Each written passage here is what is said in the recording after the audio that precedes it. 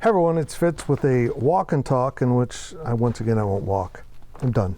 Hey, Kansas State bounced back like they have after their previous two losses this season. This team is resilient. There's no doubt. I mean, they have roared back from three losses and played pretty darn good football.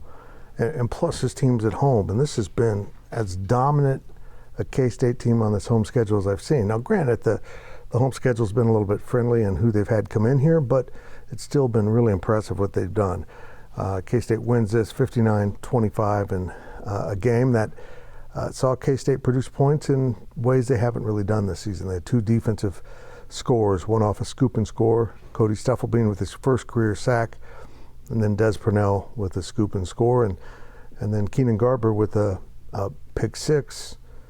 All those are Kansas kids. All of those are kids that were under-recruited, underappreciated, came into K-State, have developed now and are playing regular roles for this team. A pretty good K-State team at 7-3 now. Will Howard is the headline of this game, of course. Will sets the career touchdown pass mark, passing Josh Freeman, who played 3 great years at K-State. It's cool. Will talked about, if you would have told the kid that played as a true freshman in the COVID year that after throwing 3 interceptions against West Virginia, he would be in this position, he wouldn't have believed you.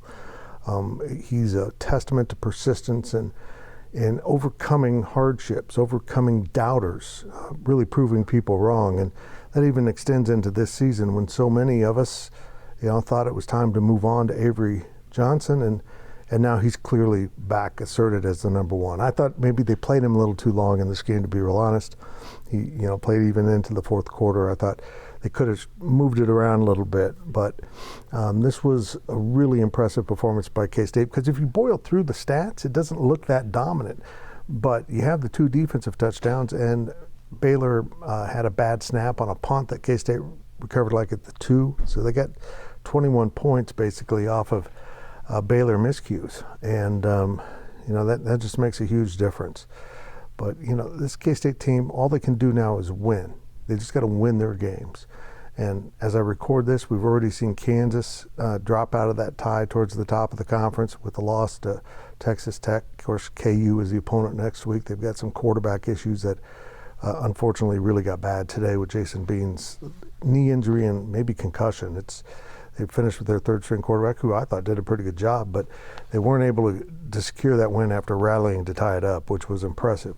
Oklahoma State goes to UCF, a game I thought was, in Oklahoma State's favor, and I should have listened to Vegas. That was an absolute blowout, and Ollie Gordon got hurt. So now what Oklahoma State does from here on out's in doubt.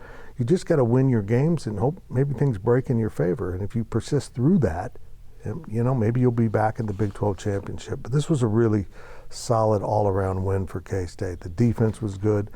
I'm still troubled by some of the mistakes we're seeing on special teams. Even the turnover on special teams wasn't that much created by K-State, other than the fact that they did bring some pressure, and so they were in a good position to recover the ball once it was fumbled.